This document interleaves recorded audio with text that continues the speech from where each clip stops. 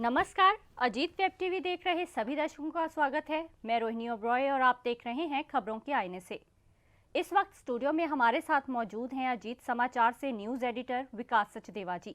विकास जी, मैं स्टूडियो में आपका बहुत बहुत स्वागत करती हूँ। पिछले सप्ताह के बाद आज हम फिर अपने प्रोग्राम की शुरुआत आज के विचार से करेंगे। एमरसन ने कहा है, दोस्त बनाने का सिर्फ एक ही रास्ता है कि दूसरों के दोस्त बन जाए। विकास जी, इस पर प्रकाश डालिए। एमरसन जो हैं वो अमेरिका के बहुत बड़े उपन्यासकार और विद्वान हुए हैं। तो उनका ये कहना कि दोस्त बनाने के लिए ये ज़रूरी है कि किसी दूसरे का दोस्त बन जाएं, इसका भाव जो है वो बहुत गहरे से एक कहना चाहते हैं कि किसी को दोस्त बनाने के लिए जो हम उपाय करते हैं या कोशिश करते हैं कि किसी को अपना दोस्त बनाएं, इससे अच्छा है कि हम उसका दोस्त बन जाएं। उसका भाव ये है कि अगर कोई दुश्मन भी है जो आपसे नफरत करता है, आप उससे अच्छा व्यवहार करेंगे, आप उससे प्यार से बात करेंगे, आपका स्वभाव उसके प्रति उदार होगा, तो वो बेशक आपका दोस्त बन जाएगा। आप उसके दोस्त बनेंगे तो वो बेशक आपका निस्संदेह आपका दोस्त बन जाए। बिल्कुल। पिछले सप्ताह एक बहुत खास खबर रही है। खेल जगत से बहुत बुरी एक खबर सामने आई थी। मिल्खा सिंह जी जी बहुत जो दुखदाई कि 91 वर्ष की आयु में उनका कोरोना से निधन हो गया। जी। उनका निधन जो है एक मतलब हमारी सरकार, हमारे भारत को और खेल जगत को सबसे ज़्यादा क्षति ना पूरी होने वाली क्षति है। इसके बारे में आप क्या कहेंगे? देखिए, मिल्खा सिंह जी का निधन हमारे सबके लिए एक बहुत बड़ी क्षति है। बहुत दुखदाई खबर हमें पिछले सप्ताह के अंत में ही मिली। बिल्कुल। 22 नवंबर 1929 का उनका जन्म हुआ जी। और 91 वर्ष से अधिक की आयु के थे। और मिल्खा सिंह जी और उनकी धर्मपत्नी दोनों ही कोरोना से पीड़ित थे जी। 5 दिन पहले 13 जून को उनकी पत्नी का निधन हुआ और 18 जून को मिल्खा सिंह जी ने अंतिम सांस ली। बिल्कुल। मिल्खा सिंह जी अपने आखिरी वक्त तक बहुत सेहतमंद रहे, बहुत एक्टिव रहे। कोरोना से पीड़ित होने से पहले तक वे रोज़ाना जॉगिंग भी करते थे। बिल्कुल। उनकी उनकी पत्नी भी उनके साथ काफ़ी हद तक उनके साथ ही रहती थी, हर काम में, हर तरह की उनके क्रियाकलाप में। और जब तक वो कोरोना से पीड़ित नहीं थे तब तक वो प्रतिदिन जॉगिंग करते थे, और जब कोरोना से पीड़ित हुए तब भी उनका जो मन था अंदर से पूरी तरह से उल्लास से भरा हुआ था कि उनको ये नहीं लग रहा था। उन्होंने खुद अपने बच्चों को कहा कि मैं 2-3 दिन में ठीक हो जाऊंगा। उनको ये कभी भी पता नहीं था कि इस तरह से वो चले जाएंगे अचानक। और 18 जून को उनका निधन हुआ। पद्मश्री से सम्मानित थे। निस्संदेह हमारे लिए, खेल जगत के लिए, भारत के लिए एक बहुत बड़ी क्षति है, कभी भी पूरी ना होने वाली क्षति है। उनकी देन, उनके द्वारा जीते गए पदक, भारत का जो नाम उन्होंने दुनिया में रोशन किया, वो सब एक लंबे समय तक, लंबे काल तक दुनिया याद रखेगी, भारत का बच्चा बच्चा याद रखेगा। जी बिल्कुल सर। एक और खबर आई थी कि दिल्ली हाई कोर्ट ने रिसेंटली जेएनयू के जो 3 छात्र हैं जी उनको जमानत देने और उनके मतलब कि जो विरोध को है उन्होंने सही ठहराया है। इस पर उन्होंने अपना फैसला सुनाया है। उन जो छात्रों हैं, तीनों जो जेएनयू के छात्र हैं, उन पर हिंसा भड़काने के आरोप लगाए गए थे। जी। आपको क्या लगता है कि क्या सही है? जवाहरलाल नेहरू यूनिवर्सिटी में कुछ समय पहले हिंसा हुई थी, जिसके आरोप में 3 छात्रों को बंदी बना लिया गया था, हिरासत में ले लिया गया था। उन पर आरोप थे कि उनके द्वारा हिंसा भड़काई गई। बिल्कुल। उनमें एक नताशा और देवांगना थी जो जवाहरलाल नेहरू यूनिवर्सिटी से थी, और एक छात्र थे आसिफ जो जामिया मिलिया इस्लामिया से थे, जो दिल्ली में है। जी। तो विरोध प्रदर्शन करना लोकतंत्र में हर आदमी का विरोध करना, अगर कोई एक आदमी किसी भी चीज़ से, सरकार की किसी नीति से, सरकार के किसी काम से असंतुष्ट है, असहमत है, तो वो उसके प्रति अपना विरोध दर्ज करवा सकता है। ये लोकतंत्र का एक हिस्सा है। बिल्कुल ठीक है। तो विरोध करना या विरोध प्रदर्शन करना ये आतंकवादी कार्य नहीं है, यही कहा हाई कोर्ट ने, दिल्ली हाई कोर्ट ने यही कहा। दिल्ली हाई कोर्ट का कहना था कि असहमति को दबाने की चिंता में, अगर कोई आदमी असहमत है किसी भी तरह से सरकार की नीति से, तो उसकी असहमति को दबाने की चिंता में सरकार ये भूल गई कि विरोध करने का जो संवैधानिक अधिकार हर नागरिक को संविधान ने दिया है, बिल्कुल, वो और आतंकवादी गतिविधि, इस दोनों में बहुत अंतर है। बिल्कुल सरकार को ये सोचना चाहिए या हमारी सुरक्षा एजेंसियों को भी ये सोचना चाहिए था कि विरोध करने का जो अधिकार है वो संवैधानिक अधिकार है। अगर कोई विरोध दर्ज करवाता है और किस लेवल पर करवाता है तो उसको उसका अधिकार मिलना चाहिए। बिल्कुल। और हाई कोर्ट ने भी यही कहा, हाई कोर्ट ने यही कहा कि जो सरकार है उनको उनका विरोध जो है उनको सुनना चाहिए, उस पर उसके बाद में अमल करना चाहिए। बिल्कुल सर। इसी के साथ एक खास खबर जो चर्चा में रही है, गलवान घाटी के जो शहीद थे, जी जी, 15 जून को पिछले वर्ष वो शहीद हो गए थे। उनमें से जो 4 शहीद थे वो पंजाब के थे, पंजाब जिलों के थे। जी जी।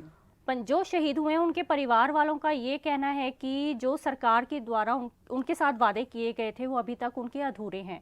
उनको अभी भी सरकारी नौकरी का इंतजार है। इसके बारे में आप क्या कहेंगे? गलवान घाटी में चीन के साथ झड़प हुई थी पिछले साल 15 जून 2020 में। बिल्कुल। और उस झड़प में भारत के 20 सैनिक शहीद हो गए थे। सबसे पहले तो हम अपने कार्यक्रम के माध्यम से उन जवान शहीदों को नमन करते हैं, प्रणाम करते हैं, उनकी शहादत को प्रणाम करते हैं।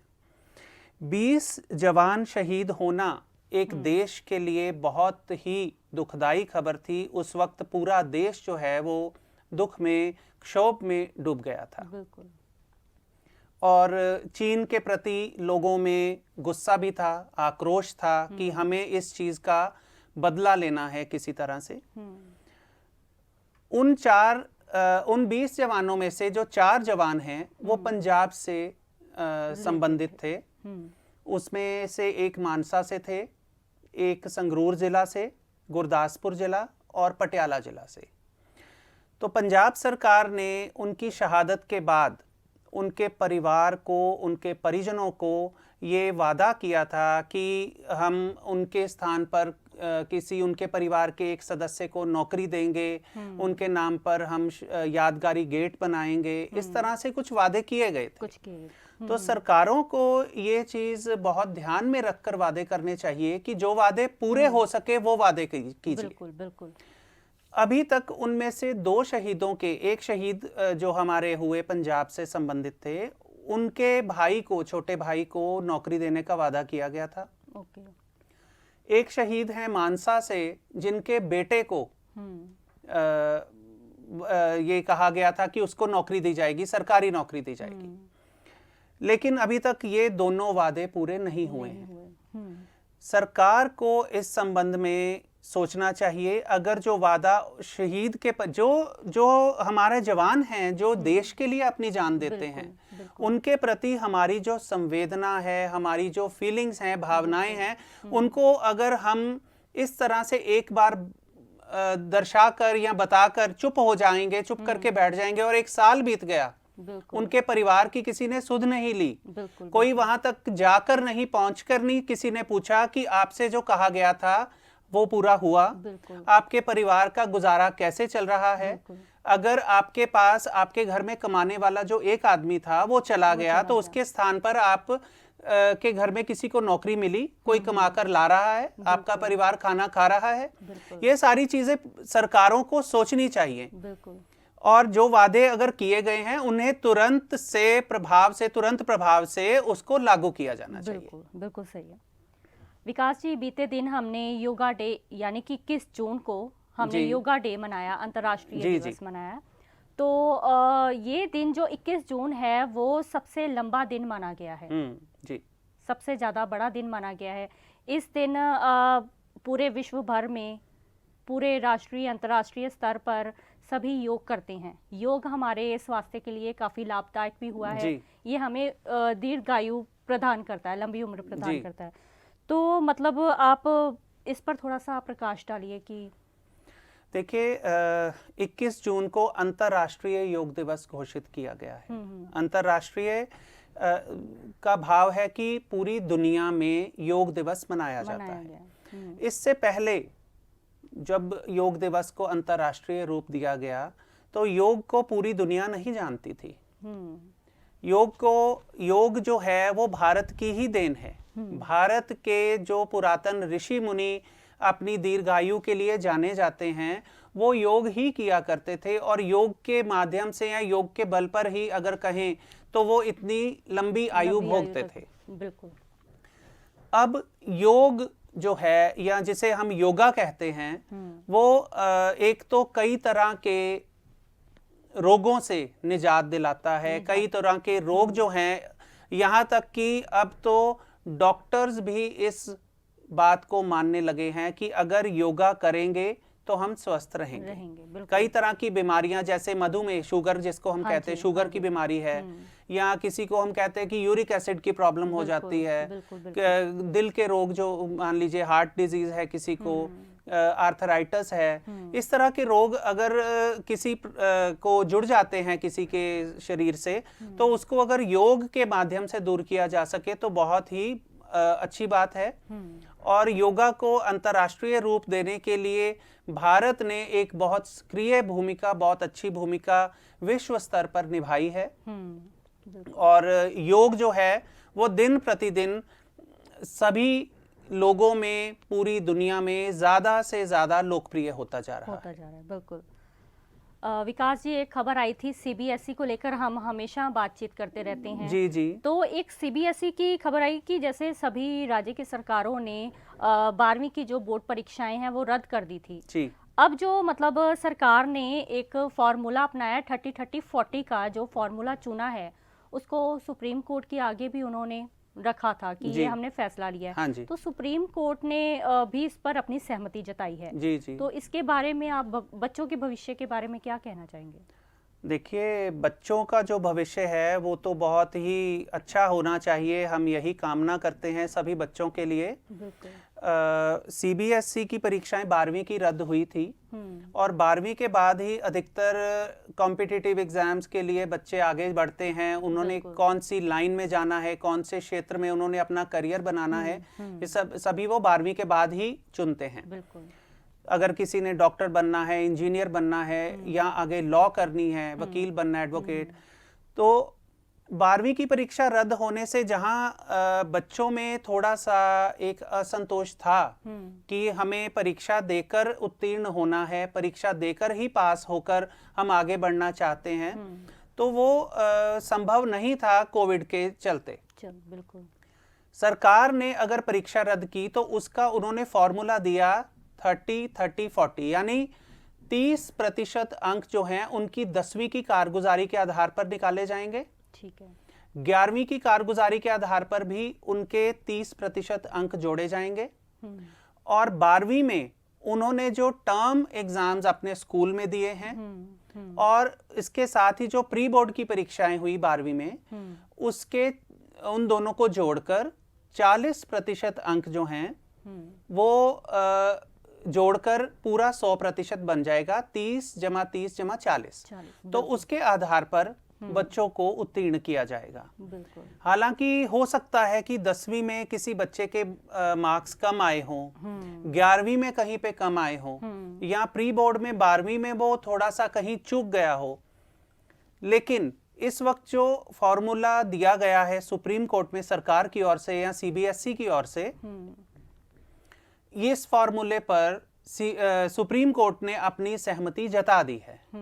उन्होंने कहा है कि अगर सभी इस पर सहमत होते हैं, सभी पक्ष इस पर सहमत होते हैं, तो इसको लागू कर दिया जाए। सीबीएसई ने 10वीं की बोर्ड की परीक्षाओं के रिजल्ट के लिए, परिणाम के लिए 20 जुलाई का दिन निर्धारित किया है कि 20 जुलाई को 10वीं का परिणाम घोषित किया जाएगा और 31 जुलाई को 12वीं का परिणाम घोषित किया जाए। विकास जी, हम देख रहे हैं कि धीरे धीरे अब जो कोरोना के मामले हैं वो काफी कम होते दिख रहे हैं, तो उसको लेकर जो सरकारें हैं, राज्य की सरकारें हैं, वो धीरे धीरे अपने राज्यों में अनलॉक की स्थिति बना रहे हैं जी।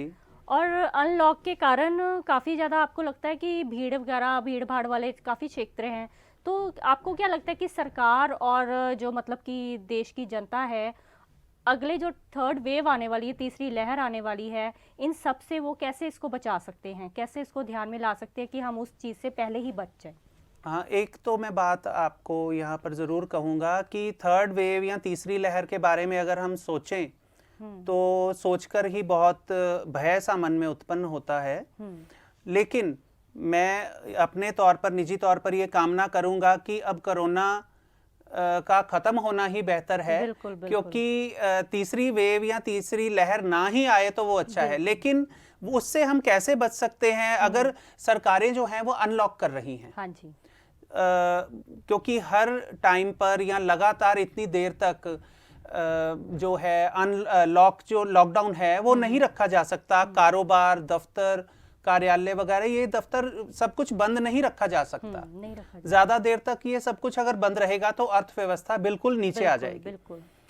इसके लिए जरूरी ये है कि लॉकडाउन जो है उसको अनलॉक तो किया जा रहा है, लेकिन उसको भी उसी लेवल पर, उसी स्तर पर किया जाए, उसी ध्यान से किया जाए कि आगे आने वाले टाइम में हम तीसरी लहर से बच सकें। और साथ ही जो जनता जनार्दन है, जिनको बचाने के लिए सरकार इतने उपाय कर रही है, लॉकडाउन लगा रही है या टीकाकरण कर रही है, तो जनता को भी सरकार का पूरा सहयोग करना चाहिए। जनता को भी चाहिए कि वो अपने कार्यों को, अपने जो एक्टिविटीज़ हैं उनको उस तरह से सीमित करें, उस तरह से लिमिटेड करें कि आने वाले टाइम में हम ज़्यादा से ज़्यादा बच सकें। बिल्कुल। तो आज हमने चर्चा की है पिछले सप्ताह की कुछ खास खबरों पर। अगले सप्ताह भी आपके समक्ष फिर हाजिर होंगे कुछ खास खबरें लेकर। अजीत वेब टीवी देख रहे सभी दर्शक इसी तरह हमारे साथ जुड़े रहिए। अब हमें दीजिए इजाजत। नमस्कार। देश दुनिया ਦੀਆਂ ਤਾਜ਼ਾ ਖਬਰਾਂ ਦੇ ਲਈ ਹੁਣੇ ਪਲੇ ਸਟੋਰ ਤੋਂ ਡਾਊਨਲੋਡ ਕਰੋ ਪੰਜਾਬ ਦੀ ਆਵਾਜ਼ ਅਜੀਤ ਨਿਊਜ਼ ਐਪ। ਹੁਣ ਤੁਹਾਡਾ ਆਪਣਾ ਅਜੀਤ ਹਰ ਸੋਸ਼ਲ ਮੀਡੀਆ ਪਲੇਟਫਾਰਮ ਦੇ ਉੱਤੇ ਉਪਲਬਧ ਹੈ। ਫੇਸਬੁੱਕ ਦੇ ਉੱਤੇ ਹੁਣੇ ਲਾਈਕ ਤੇ ਫੋਲੋ ਕਰੋ ਅਜੀਤ ਦਾ ਅਫੀਸ਼ੀਅਲ ਪੇਜ ਡੇਲੀ ਅਜੀਤ ਤੇ ਹਾਂ ਨਾਲ ਹੀ ਦੋਸਤਾਂ ਨੂੰ ਪੇਜ ਲਾਈਕ ਕਰਨ ਦੇ ਲਈ ਇਨਵਾਈਟ ਕਰਨਾ ਨਾ ਭੁੱਲਣਾ। ਇੰਨਾ ਹੀ ਨਹੀਂ, ਹਿੰਦੀ ਦੇ ਵਿੱਚ ਖਬਰਾਂ ਵਾਸਤੇ